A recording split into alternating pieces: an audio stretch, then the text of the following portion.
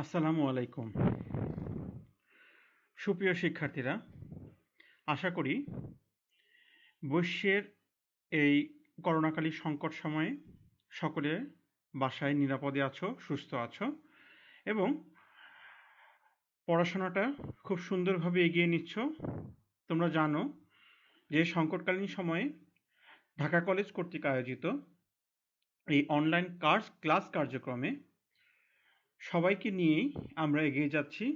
আমরা শিক্ষকরা সবাই ক্লাস নেয়ার মাধ্যমে এবং তোমরা যারা ছাত্ররা আছো তারা ক্লাসে যোগদান করার মাধ্যমে একটি সুন্দরভাবে আমরা আমাদের কোর্সগুলো সম্পন্ন করার সর্বাত্মক চেষ্টা করে যাচ্ছি। তো তোমাদেরকে অসংখ্য ধন্যবাদ। তোমরাও অনেক ধৈর্যের সাথে এবং নিয়মাবর্তিতার সাথে আমাদের ক্লাসগুলো ফলো করছো।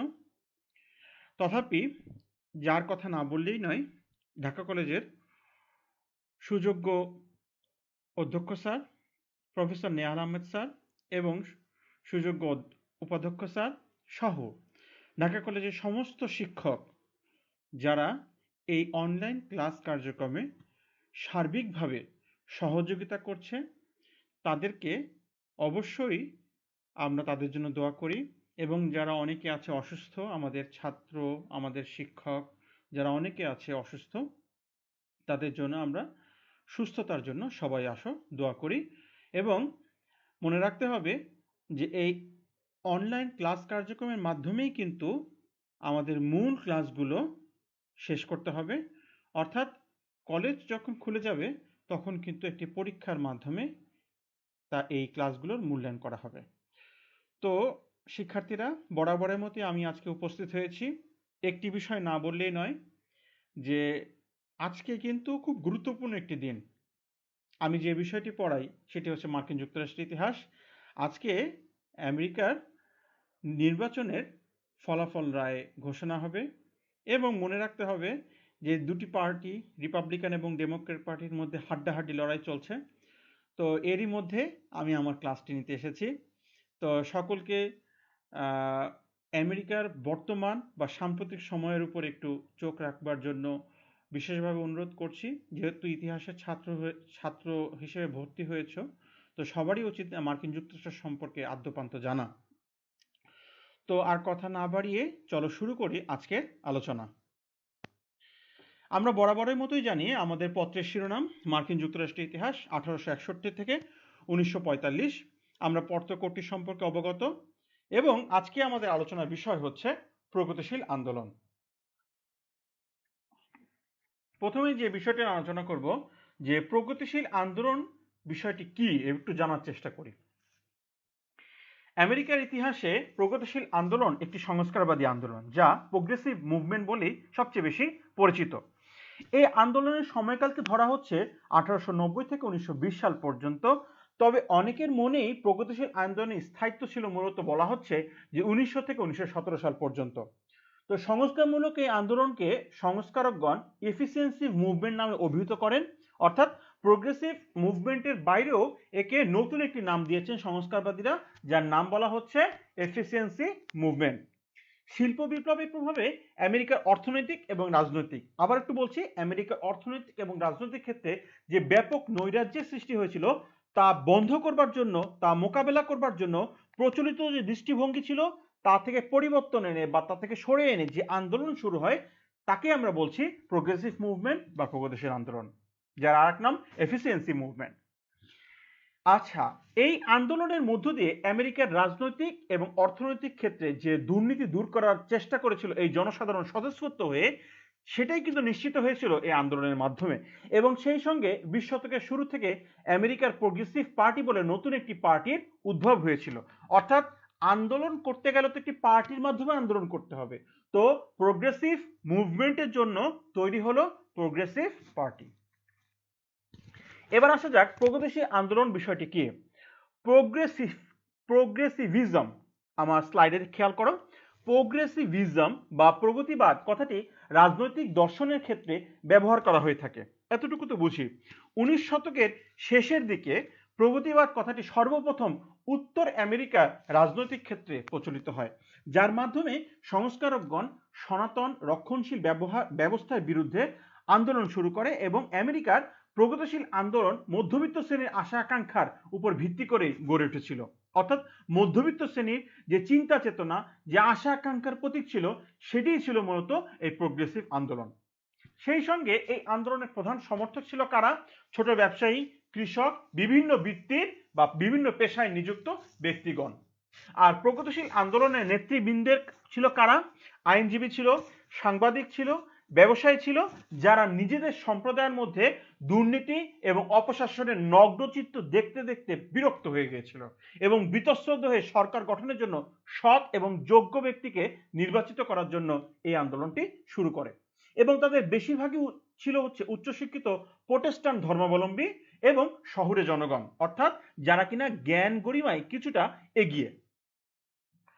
সমাজ, রাজনীতি, অর্থনৈতিক ক্ষেত্রে যে পরিবর্তন আনয়নের লক্ষ্যে যে চেষ্টা চালিয়েছিল এই মধ্যবিত্ত শ্রেণী, তা থেকে বেরিয়ে এসে আইন প্রণয়নের ফলে নতুন নিয়ন্ত্রণ ব্যবস্থা সৃষ্টি করা, সরকারকে সংগঠিত করার জন্য নতুন নতুন প্ল্যান সাবমিট করা এবং বা প্ল্যান সৃষ্টি করা, বা যদি বলি যে জনগণের পক্ষ থেকে চাপ প্রয়োগ করার কৌশলটা এই প্রোগ্রেসিভ আন্দোলনে ফুটে ওঠে। ঊনবিংশ শতাব্দীর শেষার্ধের ঠিক শুরুর দিকে যদি বলা যায়, এই আন্দোলনই আমেরিকার ইতিহাসে প্রগতিশীল আন্দোলন বলে সবচেয়ে বিশেষভাবে পরিচিত ছিল। প্রগতিশীল আন্দোলনের সংস্কারকগণ সমাজের প্রতিটি ক্ষেত্রে নিয়ম নীতি প্রতিষ্ঠা এবং অর্থনৈতিক ও সরকার ব্যবস্থায় পরিবর্তন আনয়ন করতে সক্ষম হয়েছিল। প্রথম দিকে এই আন্দোলন স্থানীয়ভাবে বা স্থানীয় পর্যায়ে সফলতা অর্জন করে, পরে তা রাজ্য ও জাতীয় পর্যায়ে, অর্থাৎ স্থানীয় পর্যায় থেকে রাজ্য এবং জাতীয় পর্যায়ে তা ব্যাপক আকারে ছড়িয়ে পড়ে। প্রগতিশীল যে আন্দোলনটি ছিল, যখনই কোথাও কোনো দুর্নীতি বা অন্যায় দেখতে পেতেন, তখনই তারা কি করতো? প্রতিকারের জন্য উদ্যোগ গ্রহণ করতেন। তাছাড়া প্রগতিশীল যুগে সংস্কারক এবং রক্ষণশীলদের মধ্যে সুস্পষ্ট কোনো পার্থক্য ছিল না, ফলে জনসাধারণ যেমন সংস্কারের পক্ষে ছিলেন, তেমনি দায়িত্বশীল নেতৃবর্গ ছিল এই সংস্কার কর্মকাণ্ডকে তৎকালীন মার্কিন যুক্তরাষ্ট্রের প্রেক্ষাপট সবচেয়ে প্রয়োজনীয় বলে মনে করতেন। রিপাবলিকান এবং ডেমোক্র্যাট উভয় পার্টি, যে দুইটা পার্টির মধ্যে কিন্তু আজকে কিন্তু হাড্ডাহাড্ডি লড়াই চলছে নির্বাচনের, সেই দুটো পার্টির কথা বলছি। রিপাবলিকান এবং ডেমোক্রেটিক পার্টিতে প্রগতিবাদীর যথেষ্ট প্রভাব ছিল। আবার মধ্য পশ্চিমাঞ্চলে যে পপুলিস্ট পার্টির আন্দোলন নেতৃবর্গ যারা ছিল, তারা প্রগতিবাদকে সমর্থন জানালে এই অঞ্চলে প্রগতিবাদের আন্দোলন জোরালো আকার ধারণ করে। অর্থাৎ সেখানে যে পপুলিস্ট আন্দোলনটা শুরু হয়েছিল, আমি এই পপুলিস্ট আন্দোলন আগে একটা লেকচারে পড়িয়েছি, এই পপুলিস্ট আন্দোলনের আন্দোলনকারীরা যখন এই প্রোগ্রেসিভ মুভমেন্টকে সমর্থন জানালো, তখন পুরো আমেরিকাতে একটি প্রগতিশীল আন্দোলনের জোয়ার ভেসে গেল। এবার আসি প্রগতিশীল আন্দোলনের উৎপত্তিটি কিভাবে হয়েছিল। আমেরিকায় যে অর্থনৈতিক ব্যবস্থা গড়ে উঠেছিল প্রগতিশীল আন্দোলনের পূর্ব পর্যন্ত, অর্থাৎ বিংশ শতাব্দীর পূর্ব পর্যন্ত, তা ছিল একটি নির্দিষ্ট শ্রেণীর হাতে। তেল কোম্পানি, রেল লাইনের মালিকানা, কয়লা, লৌহ, ইস্পাত শিল্প ইত্যাদি সম্পদ মুষ্টিমেয় কিছু লোকের হাতে কুক্ষিগত হয়। সাধারণ জনগণ চাকরি থেকে শুরু করে ব্যবসা বাণিজ্য তথা জীবনের প্রতিটি ক্ষেত্রে সুবিধা থেকে বঞ্চিত হয়।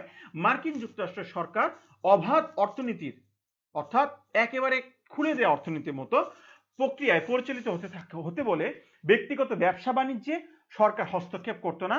এই সুযোগে নির্দিষ্ট একটি শ্রেণীর কাছে শিল্প বাণিজ্য চলে যায় এবং তাদের পৃষ্ঠপোষকতায় পুঁজি অবাধ বিকাশ লাভ করে এবং সমাজের এক শ্রেণীর সঙ্গে রাজনৈতিক নেতৃবর্গের যোগাযোগ থাকায় ব্যবসায়ীদের মধ্যে একটি শক্ত আঁতাত গড়ে ওঠে।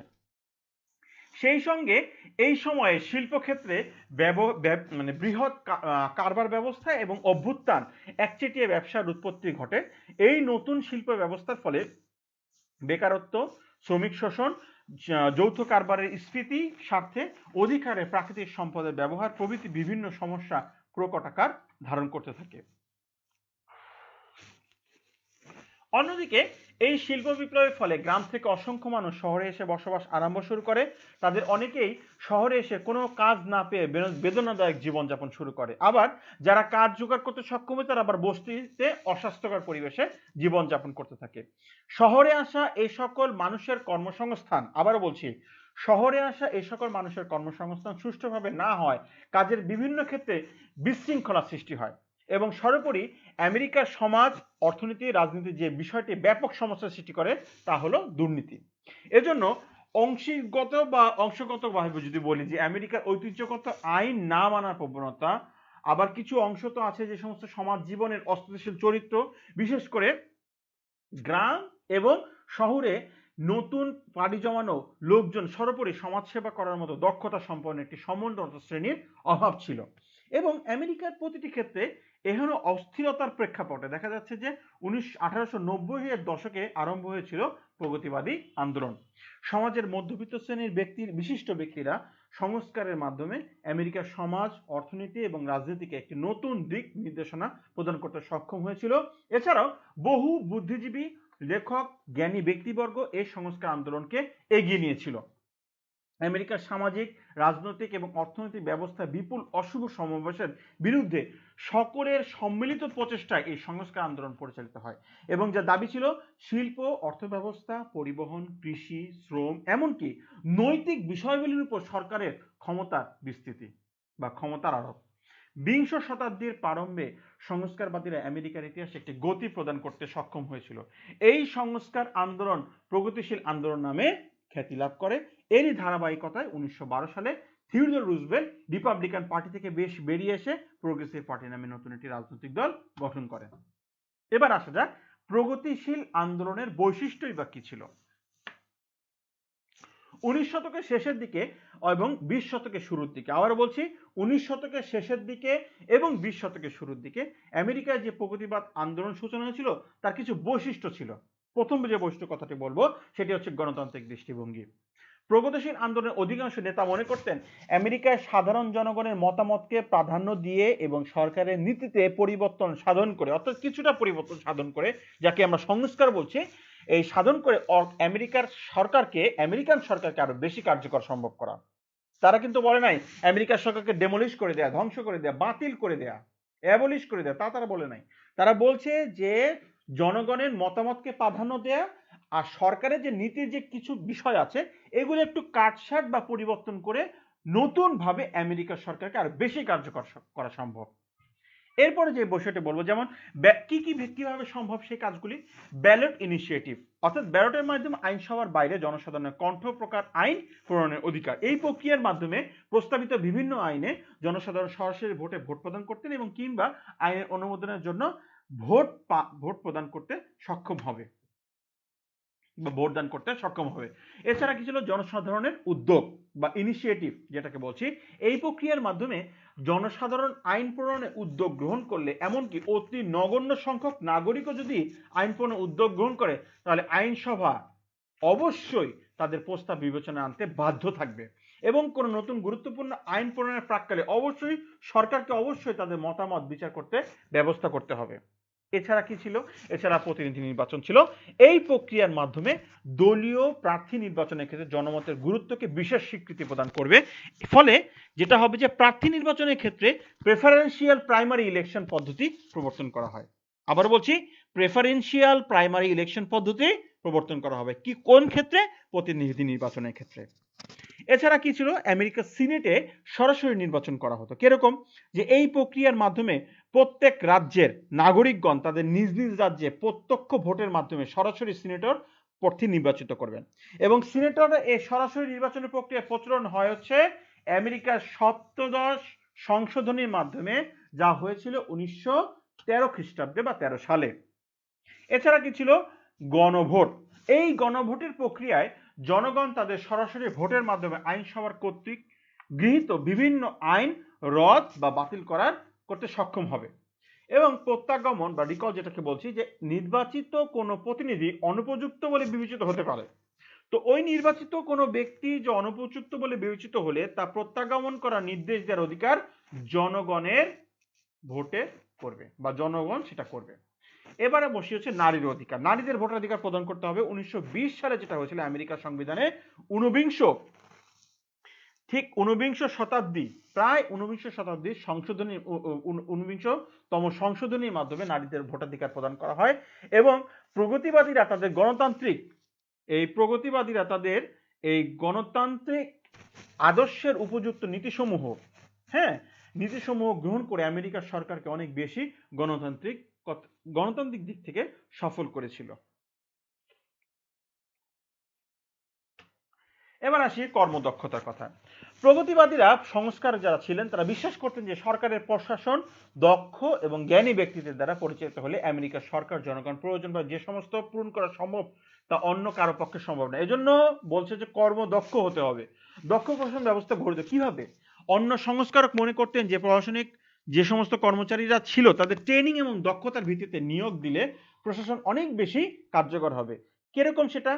একটি দৃষ্টান্ত ছিল হচ্ছে প্রগতিবাদী সংস্কার সাধন করেছিলেন, তার মধ্যে একটি দৃষ্টান্ত হচ্ছে সিটি ম্যানেজার পদের সৃষ্টি। এই সিটি ম্যানেজার হচ্ছে কি? এই সিটি ম্যানেজার হচ্ছে নাগরিকদের ক্রিয়াকর্ম ব্যবস্থাপনার জন্য নিয়োজিত বেতনভুক্ত একজন কর্মকর্তা। সিদ্ধান্ত গ্রহণের ক্ষেত্রে প্রক্রিয়া কেন্দ্রীভূত করেন। সংস্কারবাদীরা যেটা মনে করতেন যে কোনো বিষয়ে সিদ্ধান্ত গ্রহণের প্রক্রিয়া কেন্দ্রীভূত করলে সরকারকে অনেক বেশি দক্ষ এবং যোগ্য করে তোলা সম্ভব। সেজন্য সরকারকে কিছু দক্ষ কর্মচারী তৈরি করতে হবে এবং অতিরিক্ত বিভাগ এবং দপ্তর সমূহ বাতিল করতে হবে। যেই দপ্তর বা বিভাগ কাজে লাগে না তা বাতিল করে দিতে হবে। সিটি সরকারকে শহরের অভ্যন্তরের শক্তি বৃদ্ধি করার জন্য পুনরায় সংগঠিত করতে হবে এবং সিটি বাজেট তৈরিতে সহায়তা করতে হবে। কেন্দ্রীভূতকরণ, যেটা আমরা কিন্তু এখন বলছি, যেমন যে মানে ঢাকা সিটি কর্পোরেশন যেটা বলি, যে সিটিদের উন্নয়ন করার জন্য একটা নির্দিষ্ট বাজেট থাকবে।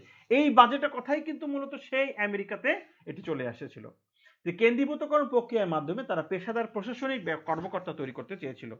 সরকারের এবার হচ্ছে দুর্নীতি দমনের কথা বলা হচ্ছে যে ঊনবিংশ শতকের শেষের দিকে দুর্নীতি আমেরিকান সরকার ব্যবস্থা একটা জটিল সমস্যা হয়ে দাঁড়ায়।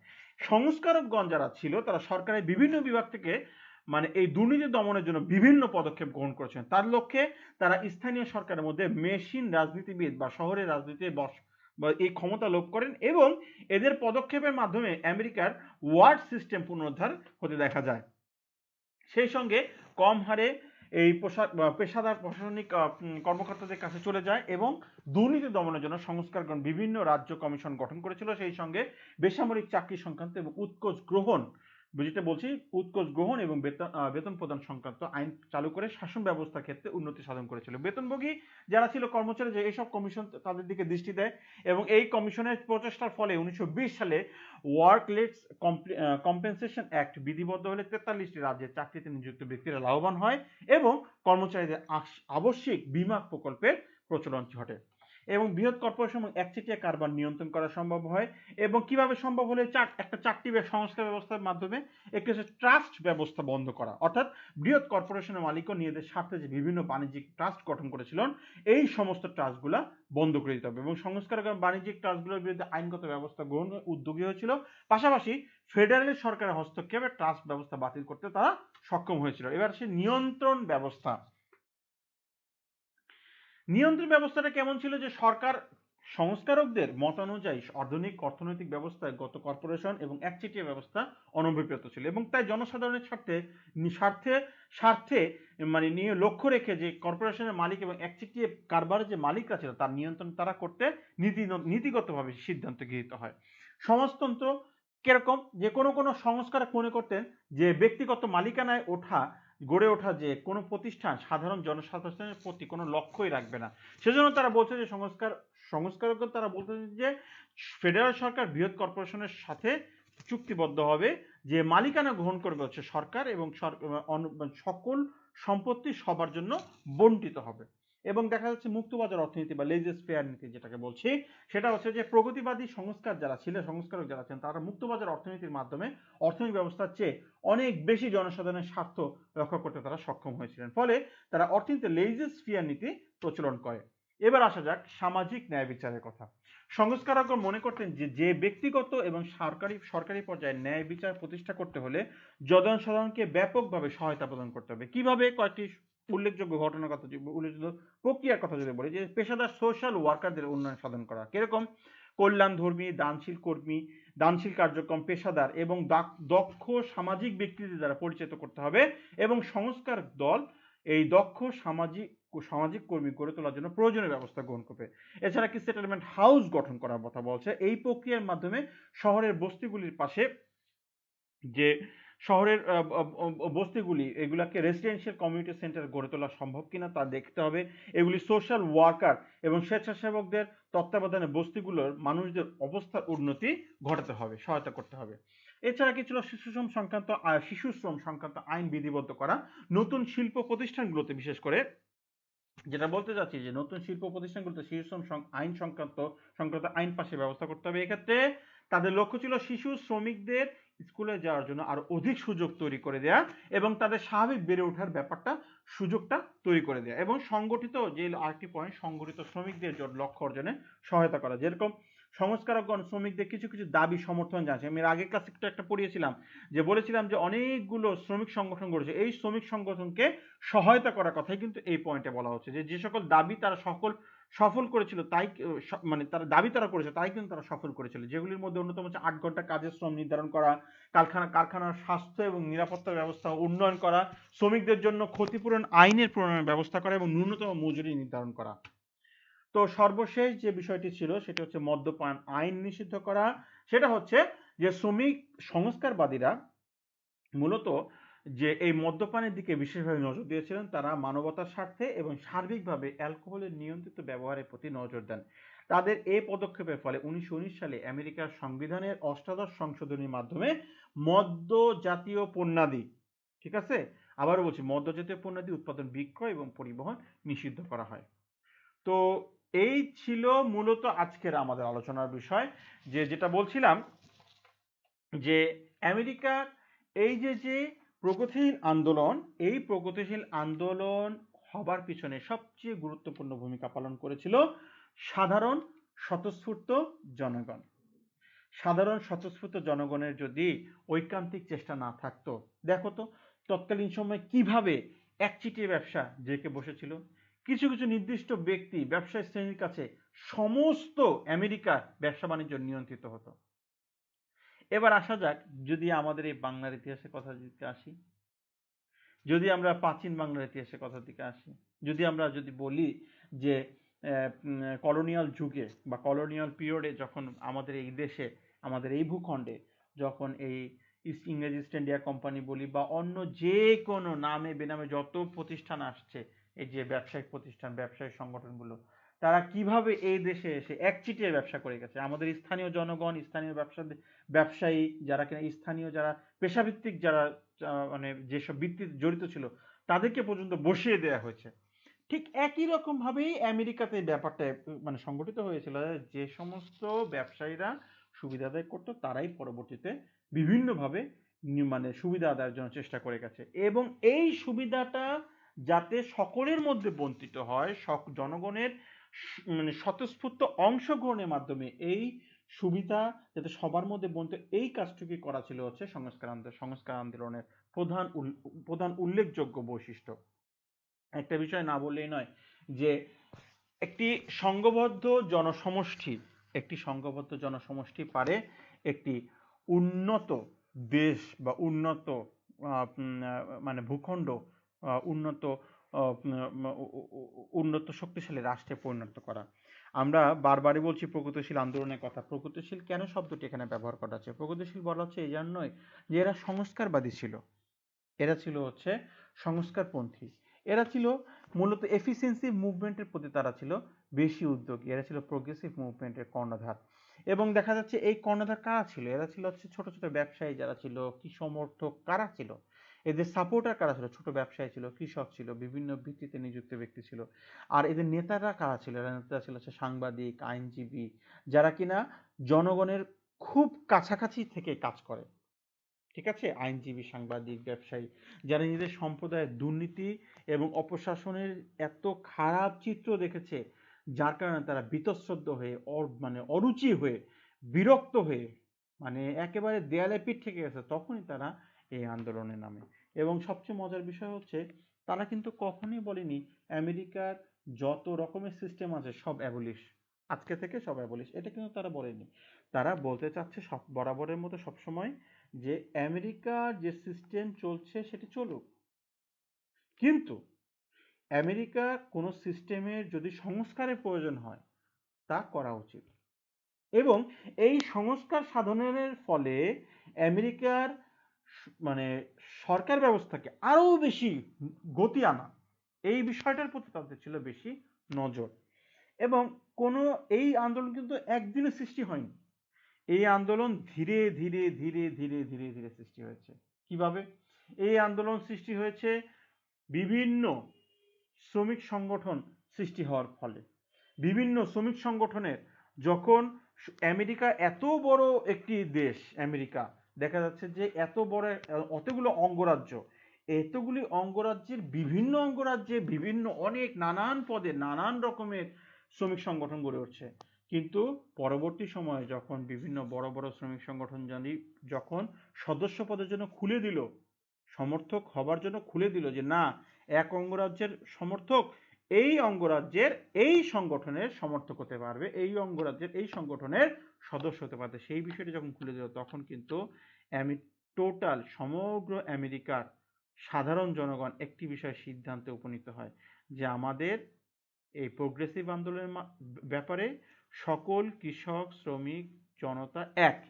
এবং এই ঐকান্তিক প্রচেষ্টায় তারা কিন্তু চেষ্টা করলো যে এই প্রোগ্রেসিভ মুভমেন্টটা আরো এগিয়ে নিতে। একটা মজার বিষয় না বললেই নয় যে যুগে যুগে দেখা গেছে এই সমস্ত যারা যারা আপনার বিভিন্ন রকমের চেষ্টার মাধ্যমে একটি জাতির মুক্তির জন্য চেষ্টা করেছে, তখনই কিন্তু তারা বিভিন্ন বাধা বিপত্তির সম্মুখীন হয়েছে। এবং সবচেয়ে বড় কথা, এই বাধা বিপত্তি উপেক্ষা করে, এই বাধা বিপত্তিকে মোকাবেলা করেই কিন্তু ওই যারা কিনা ছিল হচ্ছে প্রোগ্রেসিভ মুভমেন্টের বিভিন্ন সমর্থক গোষ্ঠী বা স্বাধীনতা পাবার জন্য যে গোষ্ঠী, তারা কিন্তু ঠিকই কিন্তু একসময় তাদের যোগ্যতা, কর্মদক্ষতা, নিপুণতার সাথে তারা সফলতা পেয়েছে। আর আরেকটি বিষয় হচ্ছে যে একটি আন্দোলন করতে গেলে তো নিশ্চয়ই একটি পার্টির দরকার। তো প্রগতিশীল পার্টিরই কিন্তু মানে প্রগতিশীল আন্দোলনেরই পার্টি ছিল হচ্ছে প্রোগ্রেসিভ পার্টি। মানে প্রগতিশীল আন্দোলনের এসেন্স নিয়েই মূলত হচ্ছে থিওডোর রুজভেল্ট, তিনি প্রগতিশীল দল, যেটা প্রোগ্রেসিভ পার্টি যেটাকে বলছে প্রোগ্রেসিভ পার্টি, তারা কিন্তু এই বিষয় এই দলটি সৃষ্টি করেন।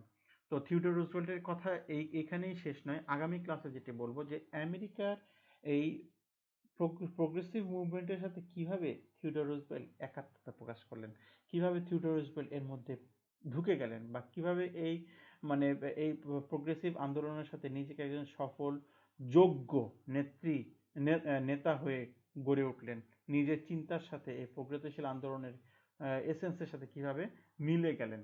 তো এই বিষয়টা নিয়ে আগামী ক্লাসে আমরা আলোচনা করব। একটি বিষয় না বললেই নয় যে এখন করোনার অত্যন্ত সংকট সময় যাচ্ছে। তো আমি সবাইকেই বলবো যে বাসা বাড়িতে অবস্থান করতে। কারণ দেখা যাচ্ছে কি যে আমরা এই শীতের সময় বিশেষ করে যে নভেম্বর ডিসেম্বর জানুয়ারি এই সময়টা কিন্তু খুবই একটা মানে অ্যালার্মিং টাইম। কারণ উন্নত বিশ্ব কিন্তু এই বিষয়ে যথেষ্ট সচেতন। তো তোমাদের কাছে আমার এতটুকু রিকোয়েস্ট যে তোমরা বাসায় যারা আছো আহ, তোমাদেরকে একটু মনে করিয়ে দিতে চাই, প্রতিটা ক্লাসে বারবার মনে করিয়ে দিই যে আমরা না আসলে আমাদের বয়োজ্যেষ্ঠ যারা থাকে, আমাদের বাসায় যারা মানে শিশু বা ছোট ভাই বোন বা ছোট মানে জয়েন্ট ফ্যামিলি বা বড় ফ্যামিলি বৃহৎ ফ্যামিলি বা হলে বা বোনের ছেলেরা বা ভাগ্নে ভাস্তে যারা থাকে, এদের প্রতি এবং বিশেষ করে বয়োজ্যেষ্ঠদের প্রতি আমরা খুবই মারাত্মক রকমের মানে মানে কি বলবো যে মানে অবহেলা করা হয়।